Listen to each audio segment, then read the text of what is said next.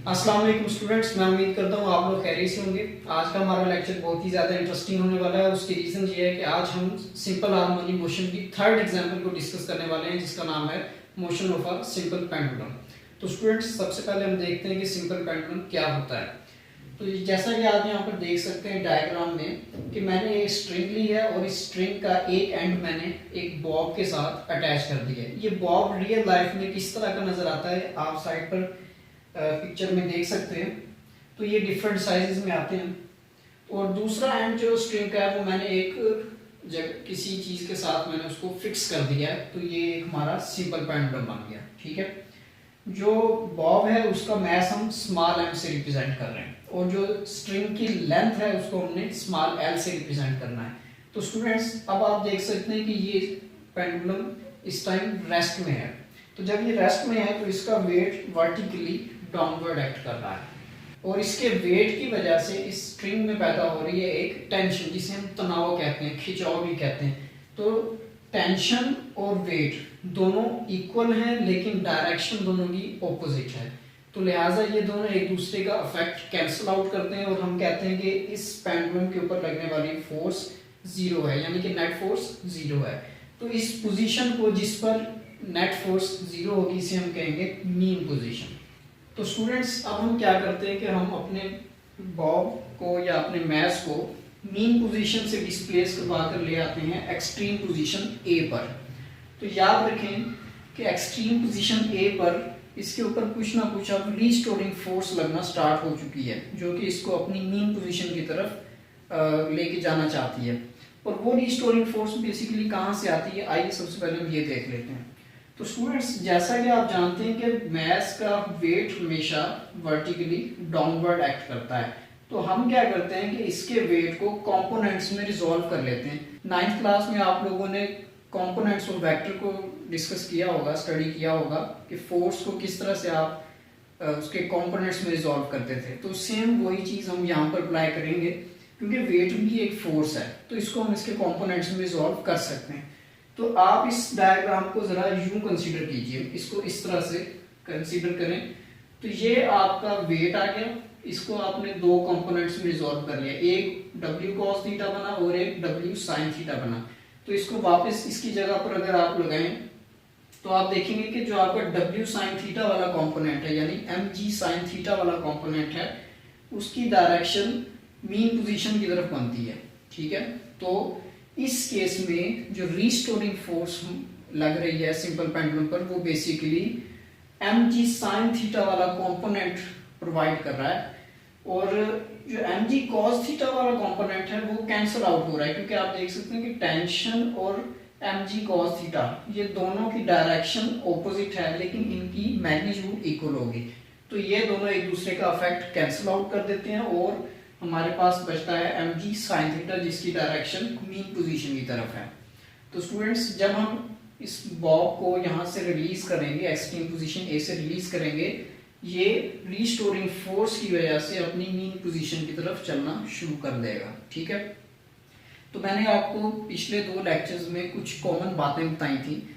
वो बातें, वो कॉन्सेप्ट्स हर उस एग्जाम्पल में यूज हो रहे हैं जहां पर आप सिंपल हार्मोनिक मोशन को डिस्कस करते हैं। जैसा कि मैंने बताया था कि एक्सट्रीम पोजीशन पर रीस्टोरिंग फोर्स मैक्सिमम होती है। ठीक है, तो जब हम इसको रिलीज करेंगे ये मीन पोजीशन की तरफ मूव करना स्टार्ट होगा, इसके ऊपर लगने वाली रीस्टोरिंग फोर्स कम होना शुरू हो जाएगी और इसकी स्पीड बढ़ना शुरू हो जाएगी। ठीक है, तो ये मीन पोजीशन की तरफ मूव करेगा और मीन पोजीशन पर जब ये पहुंचेगा रीस्टोरिंग फोर्स जीरो हो जाएगी और इसके पास वेलोसिटी जो होगी, इसकी जो स्पीड होगी वो मैक्सिमम हो चुकी होगी। ठीक है, तो ये मीन पोजीशन पर रुकेगा नहीं बल्कि एक्सट्रीम पोजीशन बी की तरफ मूव कर जाएगा।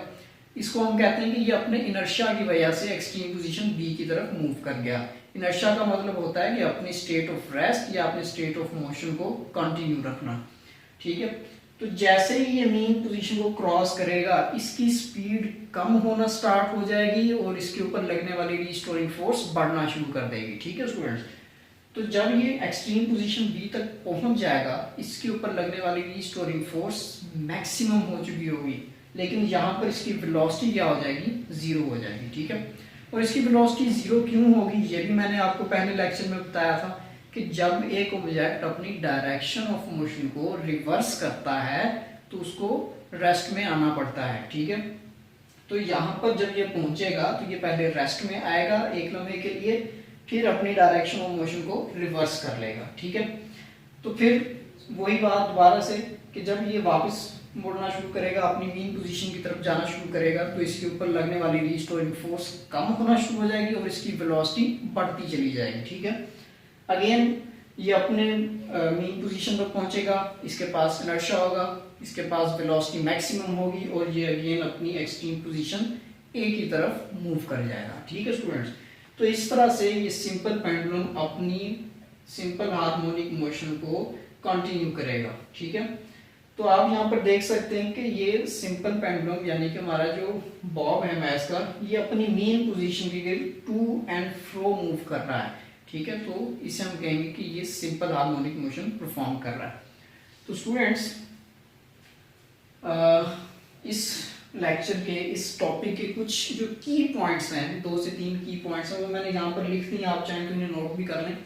बाकी सारी बातें जो इसमें हमने डिस्कस की हैं वो सब पुराने लेक्चर्स वाली हैं कि फोर्स कहाँ पर मैक्सिमम होती है, कहाँ पर वेलोसिटी मैक्सिमम होती है, कहाँ पर रिस्टोरिंग फोर्स जीरो होती है, कहाँ पर वेलोसिटी जीरो होती है, ये सब बातें वही आपने यूज करनी है यहाँ पर, ठीक है।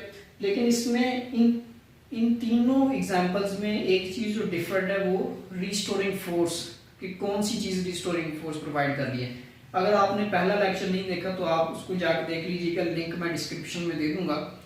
तो पहले लेक्चर में हमने डिस्कस किया था मैस स्प्रिंग सिस्टम, उसमें आपने देखा था कि जो रिस्टोरिंग फोर्स है वो स्प्रिंग प्रोवाइड कर रहा था, ठीक है।